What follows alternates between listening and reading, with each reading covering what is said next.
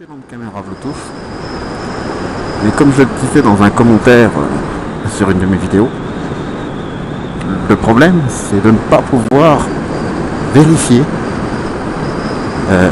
comment dire, la position de la caméra une fois sur le casque. De ne pas pouvoir vérifier si l'orientation est correcte, si ce que l'on filme est bien ce que l'on veut filmer. Il y a bien une connexion Bluetooth avec une application Prism qui permet de modifier les réglages directement sur la caméra sans passer par les menus de la caméra. Ça c'est très pratique, je dois avouer. Surtout que l'appairage est assez simple. On va sur le menu de la caméra, on choisit l'appairage avec device, donc avec un appareil externe.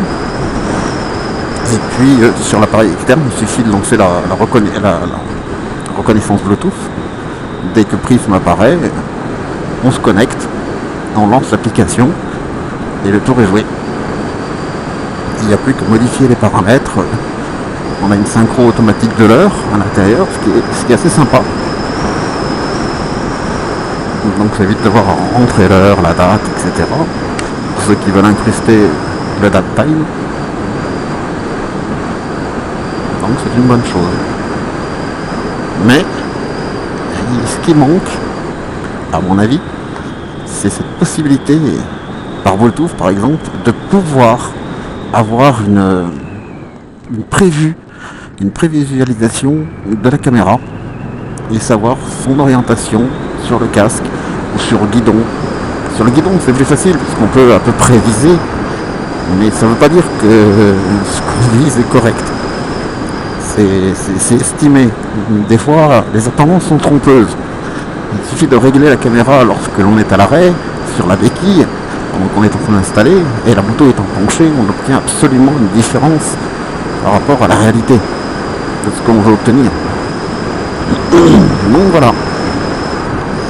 Si j'ai une chose à demander, c'est qu'on puisse faire une prévisualisation sur un prochaine mise à jour du logiciel interne et puis de l'application. Moi je suis sur iOS, donc voilà, sur iOS. Et pouvoir faire cette prévisualisation, même si ça n'est que voilà, ce n'est qu'une prévisualisation, on ne peut pas regarder les vidéos que sur la caméra. Une fois qu'on peut récupérer, il suffit de mettre un lecteur. On va pouvoir voir directement en Bluetooth les vidéos qui ont été prises par la caméra sur un iPhone ou un iPad ou un Android, peu importe. Ce serait un truc assez sympa, je dirais.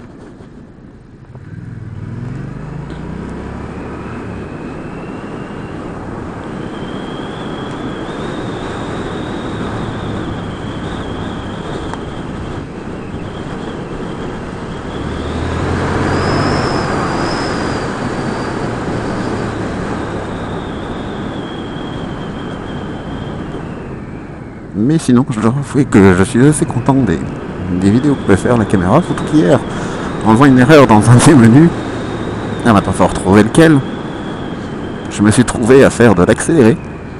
Donc les 10 minutes de film doivent durer 2 minutes, ce qui est assez sympa.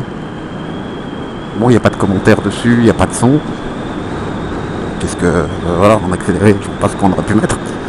Je pense que c'est le mode photo rafale. Parce que c'est une même vidéo.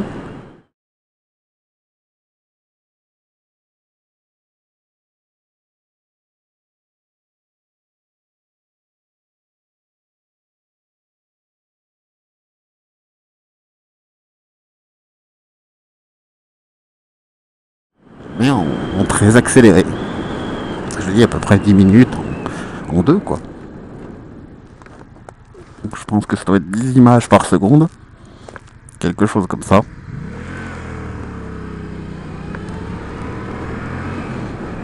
Ça donne quelque chose de sympa quand on veut faire juste une petite vidéo rapide.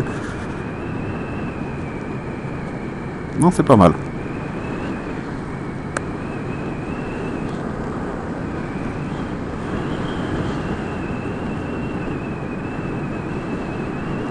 Mais c'est vrai que j'aimerais bien trouver aussi comment mettre la caméra dans sa coque étanche, dans la même position que je peux la mettre sans la coque étanche. Parce que sans la coque étanche, en fait, je peux la mettre sur le côté droit de mon casque, bien positionné le long du casque, il n'y a pas de souci. Mais une fois la coque mise, j'ai pas trouvé de solution pour arriver au même résultat. En tout cas pas avec la fixation qui se met comme pour le SMH sur le côté du casque, donc vissé. J'arrive à peu près à en trouver une, mais ça veut dire qu'il faut recoller encore un support sur le casque. Le support ne peut pas se mettre à l'horizontale, il doit se mettre à la verticale pour pouvoir enclipser la caméra. Et là encore, la caméra ne peut pas être tout à fait à la verticale. Elle est légèrement penchée sur le côté, ce qui fait que du coup ça filme avec des vidéos penchées. Alors j'ai vu dans les menus qu'on peut effectivement corriger ça, qu'on peut redresser l'image directement par la caméra, mais c'est de 90 degrés, donc c'est d'un quart de tour à chaque fois. Donc je suis pas sûr qu'effectivement là ça soit utile. Si la caméra est à plat, donc au lieu d'être à la verticale, on la met à l'horizontale. Grâce à ce logiciel là, effectivement, on peut filmer comme si la caméra était à l'horizontale. Mais disons que c'est pas déjà esthétique, deux très pratique parce que la caméra dépasse du coup beaucoup du casque. Donc je sais pas. Je me remettrai là-dessus, je pense. C'est tout que je pensais que j'ai un clip pour une autre caméra, une autre marque, qui elle est compatible avec par exemple la GoPro, c'est une Tech, donc voilà. Pour être exact, elle est compatible. Elle était compatible avec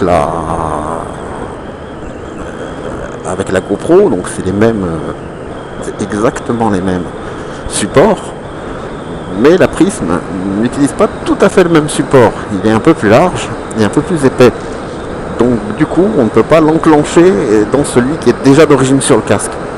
Donc ça veut dire une fois de plus en remettre un. Alors j'ai le SMH d'un côté, j'ai collé sur le côté du casque au-dessus du SMH le support pour une GoPro ou pour une Tech. Et de l'autre côté, il faudrait que je colle un autre support. Alors que c'est vraiment pas évident. Surtout que là, avec le support vissé sur le côté du casque, elle est super bien posée. Et hop, madame. Et il faut regarder jusqu'au bout là. Il faut pas se contenter de regarder la première voiture qui arrive, mais un peu plus loin. Heureusement, je roule pas vite. Alors, je sais pas si je vais avoir des différences de son parce que j'ai oublié de fermer ma visière. Elle est légèrement entrouverte. Il faut dire que ce casque est un peu ancien et n'est pas superbement bien ventilé. Et lorsque la visière est fermée et que l'on roule à vitesse, on va dire modérée, du coup, on a une pellicule de buée qui se forme en bas de la visière et qui devient rapidement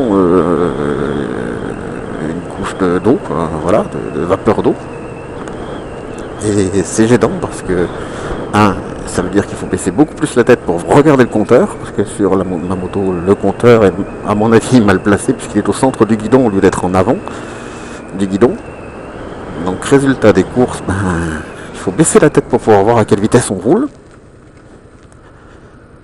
Je ne trouve pas ça génial.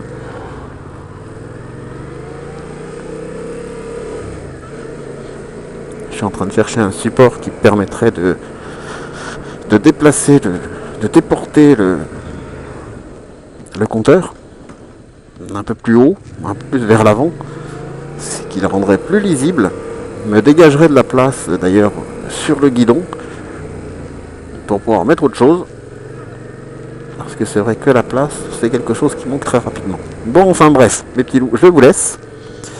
Si vous avez des commentaires à faire, n'hésitez pas, on essaiera de répondre à tous, qu'ils soient bons ou mauvais, personne n'est parfait, nobody is perfect, comme on dit.